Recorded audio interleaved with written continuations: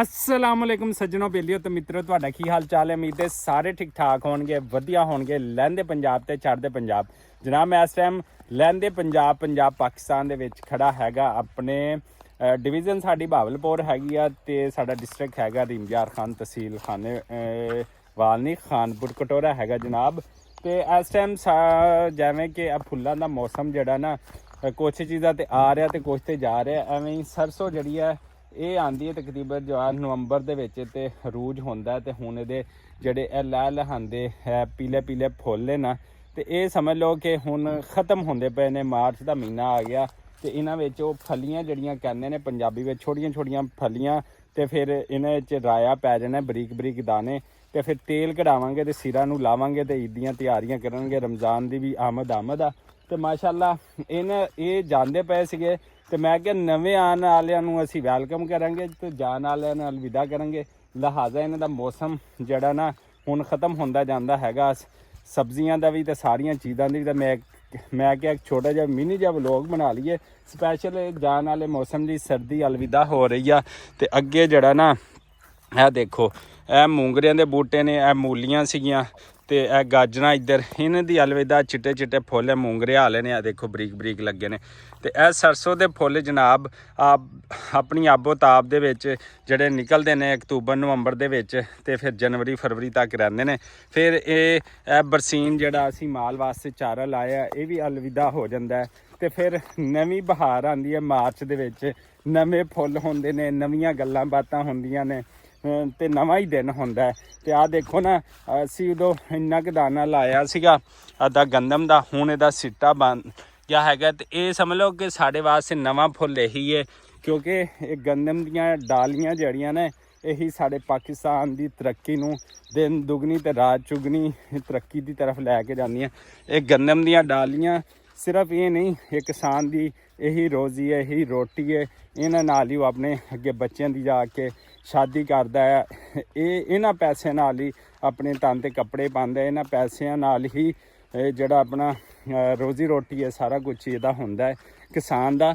ਤੇ ਇਸ ਵਾਸਤੇ ਨਵੇਂ ਫੁੱਲ ਇਹੀ ਹੈ। ਸਭ ਤੋਂ ਵੱਡੀ ਦੀ ਖੁਸ਼ੀ ਦੀ ਗੱਲ ਹੈ ਕਿ ਇਹੀ ਨਵੇਂ ਫੁੱਲ ਹੈ।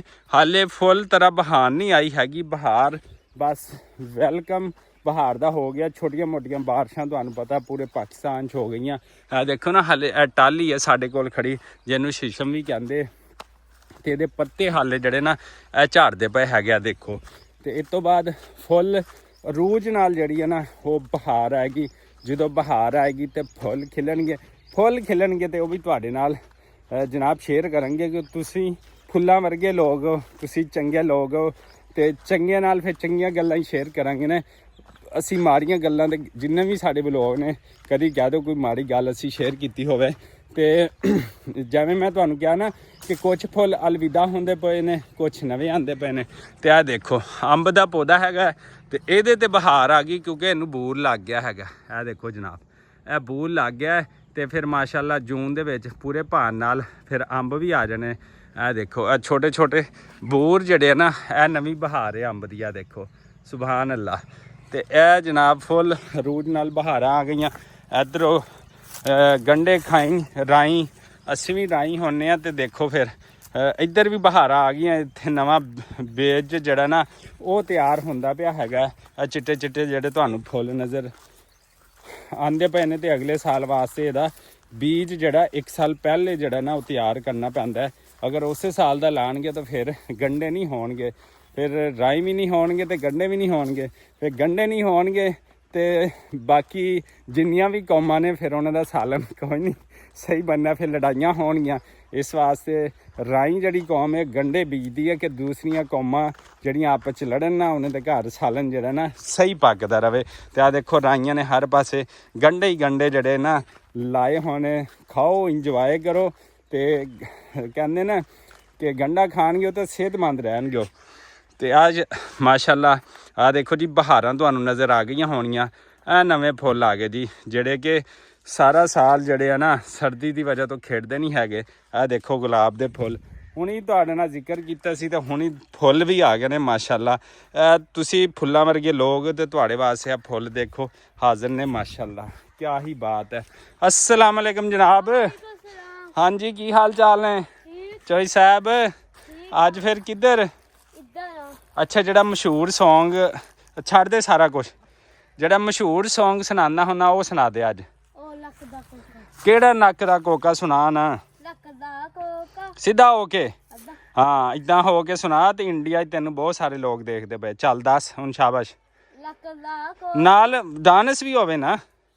ਹਾਂ ਲੱਕ ਦਾ ਕੋਕਾ ਹਾਂ। ਹਾਏ ਨਹੀਂ ਲੱਭਦਾ ਨੂੜਿਆ, ਹਾਏ ਨਹੀਂ ਲੱਭਦਾ। ਅੱਛਾ ਹੋਰ ਠੀਕ ਠਾਕ ਹੈ ਯਾਰ। ਐਤਕੀ ਨਾ ਪਾਕਿਸਤਾਨੀ ਟੀਮ ਨਹੀਂ ਜਿੱਤ ਸਕੀ, ਉਹਦੀ ਕੀ ਵਜ੍ਹਾ ਵਾ? ਪਾਕਿਸਤਾਨੀ ਟੀਮ ਨਹੀਂ ਜਿੱਤਦੀ ਪਈ। ਉਹ ਦਿੱਤੂ ਦੀ ਲੋਜ਼ਿਆਂ ਤੋਂ ਪਹਿਲੇ ਦੀ ਲੋਜ਼ੇ, ਪਾਕਿਸਤਾਨੀ ਟੀਮ ਹਰ ਦਫਾ ਹੀ ਹਾਰ ਜਾਂਦੀ, ਕੀ ਵਜ੍ਹਾ ਵਾ ਦੱਸ? ਉਹ ਹਾਲ ਜਾਦੀ ਆ, ਕੀ ਵਜ੍ਹਾ ਕੀ ਆ? ਵਜ੍ਹਾ ਹੈਗੀ ਆ, ਕੀ ਵਜ੍ਹਾ ਵਾ ਦੱਸ ਨਾ। ਮਸਲਾ ਵਾ ਮਸਲਾ ਵਾ ਕਿੱਡਾ ਵੱਡਾ ਵਾ? ਤੇਰਾ ਹੁਣ ਕੋਈ ਉਹਨਾਂ ਨੂੰ ਤਵੀਜ਼ ਕਰ ਦਊਂਗਾ, ਇੱਧਰ ਇੱਧਰ ਇੱਧਰ ਬੂਰ ਨਾ ਛੇੜ ਪੁੱਤਰ, ਅੰਬ ਨਹੀਂ ਖਾਣੇ ਫਿਰ ਆਪਾਂ। ਮੈਨੂੰ ਦੱਸਣਾ, ਫਿਰ ਉਹਨੂੰ ਤਵੀਜ਼ ਕਰਕੇ ਦਊਂਗਾ ਪਾਕਿਸਤਾਨੀ ਟੀਮ ਨੂੰ। ਹਾਂ ਦਊਂਗਾ।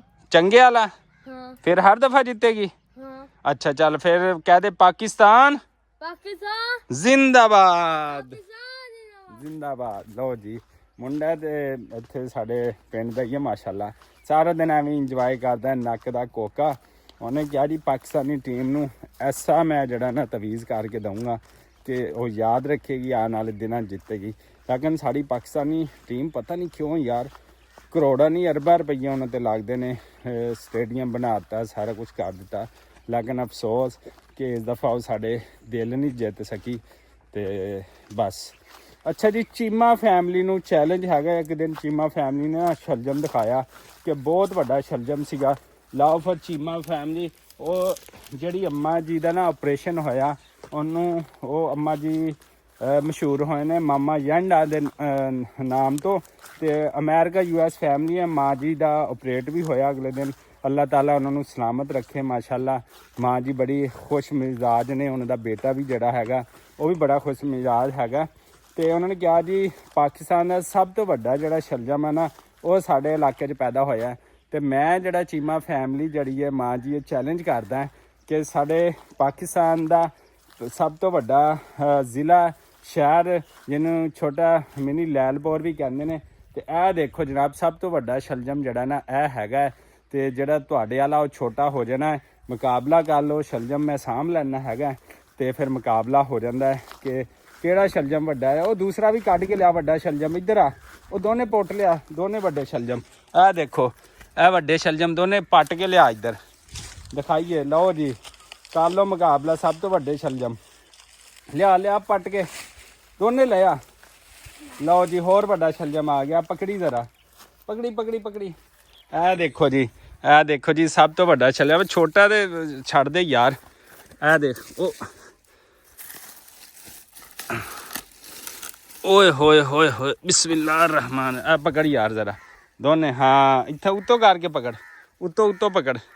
ਲਓ ਜੀ ਚੀਮਾ ਫੈਮਿਲੀ, ਸਾਡੇ ਕੋਲ ਇੱਕ ਨਹੀਂ ਅਲਹਮਦੁਲਿਲਾ ਸਾਡੀ ਜ਼ਮੀਨ ਤਿੰਨ ਸ਼ਲਜਮ ਆ ਗਏ ਨੇ। ਆ ਦੇਖੋ ਚੀਮਾ ਫੈਮਿਲੀ, ਆ ਜਾਓ ਫਿਰ ਮੁਕਾਬਲਾ ਕਰਨਾ। ਤੇ ਸਾਡੇ ਕੋਲ ਇਸ ਟਾਈਮ ਪੂਰੇ ਪਾਕਿਸਤਾਨ ਦਾ ਸਭ ਤੋਂ ਵੱਡਾ ਸ਼ਲਜਮ ਕਿੰਨਾ 4-4 5-5 ਕਿਲੋ ਦਾ ਹੋਣਾ। ਤੇ ਆ ਜਾਓ ਫਿਰ ਚੀਮਾ ਫੈਮਿਲੀ, ਤੁਹਾਡੇ ਜਿੰਨੇ ਵੀ ਵੇਖਣ ਵਾਲੇ ਵੀਵਰਸ ਨੇ ਉਹਨਾਂ ਨੂੰ ਵੀ ਅਸੀਂ ਵੈਲਕਮ ਕਰਦੇ ਆਪਣੇ ਚੈਨਲ ਪੰਜਾਬੀ ਬਬਲੂ ਵਲੌਗ ਦੇ। ਤੇ ਅੱਜ ਚੀਮਾ ਫੈਮਿਲੀ ਨਾਲ ਜਿਹੜਾ ਨਾ ਉਹ ਮੁਕਾਬਲਾ ਹੋ ਜਾਂਦਾ ਮਾਸ਼ਾਅੱਲਾ। ਦੇਖੋ ਜੀ ਜਨਾਬ, ਕਿੱਡੇ ਵੱਡੇ ਨੇ, ਉਹਨੂੰ ਕੀ ਕਹਿੰਦੇ, ਦੇਖ ਸਕਦੇ ਹੋ ਸ਼ਲਜਮ। ਚਲੋ ਜੀ, ਮਾਂ ਜੀ ਨੂੰ ਅੱਲਾਹ ਤਾਲਾ ਸਲਾਮਤ ਰੱਖੇ। ਇਸੇ ਦੁਆ ਉਮੀਦ ਦੇ ਨਾਲ, ਇਸੇ ਚੈਨਲ ਦੇ ਨਾਲ ਸਾਨੂੰ ਦਿਓ ਇਜਾਜ਼ਤ। ਅੱਲਾ ਨਿਗਹਿਬਾਨ।